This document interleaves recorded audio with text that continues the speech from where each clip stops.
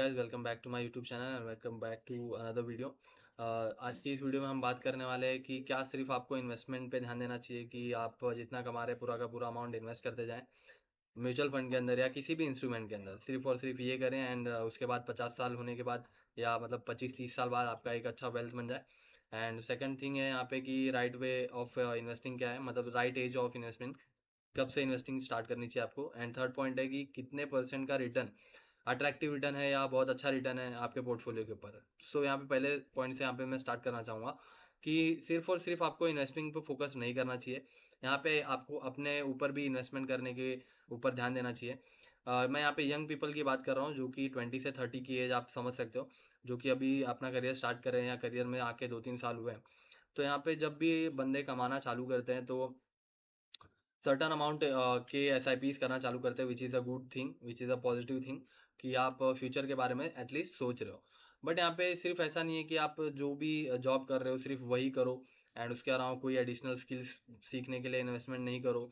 So that should be not the case, because आपके ऊपर investment करना आपको बहुत ज़रूरी है। बिकॉज यहाँ पे लोग अपनी हेल्थ को अवॉइड कर देते हैं, अपनी नई स्किल सीखने को अवॉइड कर देते हैं, हर एक चीज़ को अवॉइड कर देते हैं एंड सिर्फ और सिर्फ म्यूचुअल फंड में इन्वेस्ट करते हैं।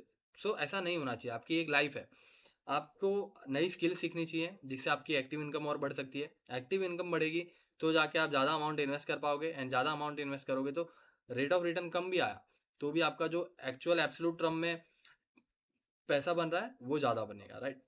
एंड सेकेंड थिंग, हेल्थ को अवॉइड कर देते हैं।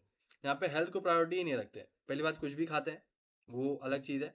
सेकंड थिंग कि आप हेल्थ के लिए कोई भी इन्वेस्टमेंट नहीं करते अपने ऊपर, अच्छे फूड में इन्वेस्ट नहीं करते, अच्छी जिम में नहीं जाते आप।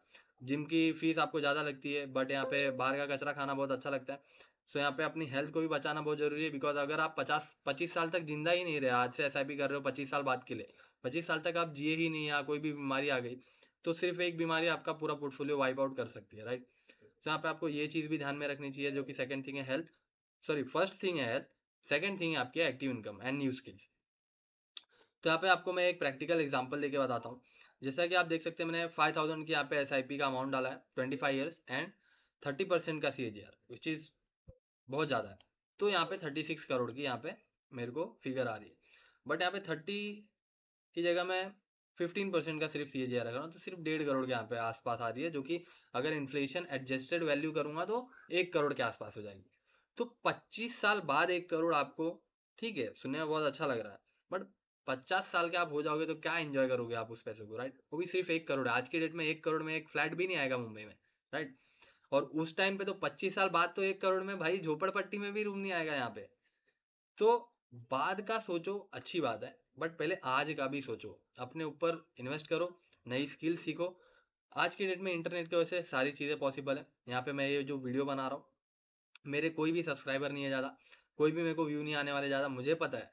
बट मेरे को सिर्फ लगे रहना है, मेहनत करते रहना है, तो एक ना एक दिन तो कुछ ना कुछ तो यहाँ से रेवेन्यू में करना चालू करूँगा, राइट। तो नई स्किल सीखो, उसको सिखाओ, या वो स्किल को सीख के उस स्किल का बिजनेस शुरू कर सकते हो। कोई भी चीज़ आप कर सकते हो। आज के डेट में बहुत सारी अपॉर्चुनिटीज़ है, बस यहाँ पे फाइंड करने की आपको जरूरत है। ऐसा नहीं है कि सिर्फ एक फील्ड में घुस गए तो उसी में आप नौकरी करते रहना है, नौकरी में जो भी इंक्रीमेंट होगा उस हिसाब से आपका एसआईपी में भी आप इंक्रीमेंट करते जाओगे, नहीं। बिकॉज लॉन्ग टर्म के बारे में सोचो, अच्छा है वंस अगेन, बट आज के बारे में भी सोचो। हेल्थ पे इन्वेस्टमेंट करो एंड एक्टिव इनकम एंड नई स्किल्स पे भी इन्वेस्टमेंट करो। सेकंड पॉइंट, जो थर्ड पॉइंट मैंने यहाँ पे लिखा, सेकंड मैं बाद में डिस्कस करता हूँ, थर्ड पॉइंट यहाँ पे डिस्कस करते हैं कि what is good CAGR return और ऑन आवर पोर्टफोलियो। तो यहाँ पे मैंने जस्ट गूगल पे सर्च किया कि Rakesh Jhunjhunwala sir CAGR return. तो यहाँ पे लिख के आया कि that is a compounded annual growth return CAGR of 65% of over 37 years. तो यहाँ पे वो राकेश झुनझुनवाला जी हैं।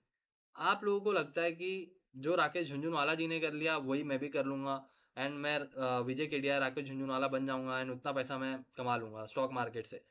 ठीक है, राकेश झुनझुनवाला भी एक दिन आम आदमी थे, आप भी आम आदमी हो, सोच अच्छी है, बट आपका फोकस होना चाहिए। पहली बात, आप जॉब करते हो, आप फुल टाइम ट्रेडर या फुल टाइम इन्वेस्टर नहीं हो कि आप इतना परसेंट के सीजीआर को लेके आओ। बिकॉज इसके लिए काफ़ी ज़्यादा स्टडी करनी पड़ती है, काफ़ी ज़्यादा अपना बहुत सारा टाइम देना पड़ता है उसके रिसर्च एंड एनालिसिस करने के अंदर, जो कंपनीज में इन्होंने इन्वेस्ट किया था। एंड सेकंड थिंग कि वो कॉन्फिडेंस के साथ उसमें बने रहना जब भी वो कंपनी नीचे ऊपर कर रही है, because stock market is a volatile thing. यहाँ पे वॉलिटिलिटी काफ़ी ज़्यादा रहती है, तो यहाँ पे उस चीज़ के लिए भी आपका माइंड प्रिपेयर्ड नहीं रहता अगर आप जॉब कर रहे हैं उसके साथ ट्रेडिंग या इन्वेस्टमेंट कर रहे हैं तो जो रेट ऑफ रिटर्न है वो 15% की भी अच्छी है एंड 30% की भी बुरी है।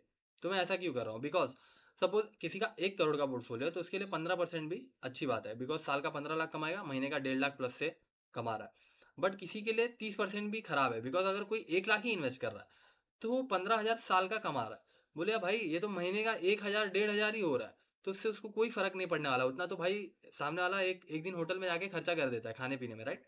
तो इसी वजह से आपकी जो इन्वेस्टमेंट अमाउंट होती है वो काफ़ी, उसको आपको बड़ा करने में ध्यान देना चाहिए। इसीलिए एक्टिव इनकम बढ़ेगी तो आपका इन्वेस्टमेंट अमाउंट बढ़ेगा, इन्वेस्टमेंट अमाउंट बढ़ेगा तो आपको ज़्यादा रेट ऑफ रिटर्न के पीछे नहीं भागना पड़ेगा, कहीं पे टिप लेने के लिए नहीं भागना पड़ेगा।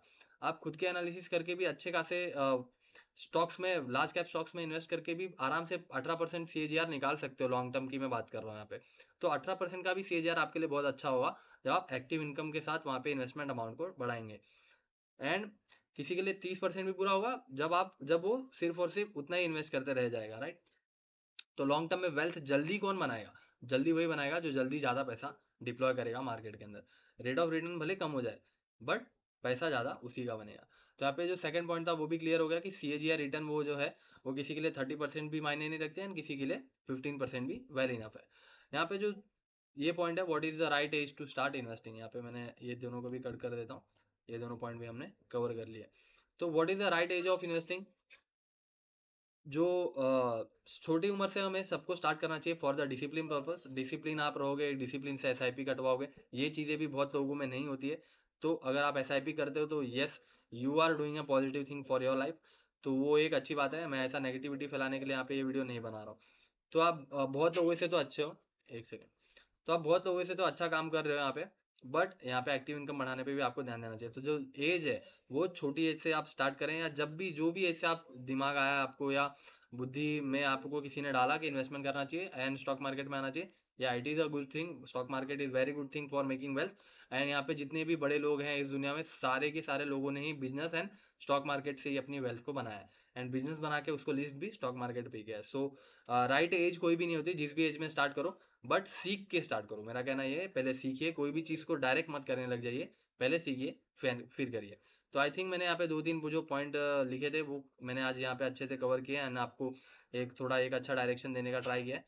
तो सॉरी, तो अगर वीडियो अच्छी लगी है तो यहाँ पे एक लाइक एंड मेरे चैनल को सब्सक्राइब कर लीजिए, ताकि आगे और आने वाली एक motivation kind of video and life learning के ऊपर जो वीडियोज एंड स्टॉक एनालिसिस के जो वीडियोज बनाऊंगा मैं, वो आपके तक सबसे पहले पहुंच सके। Thank you.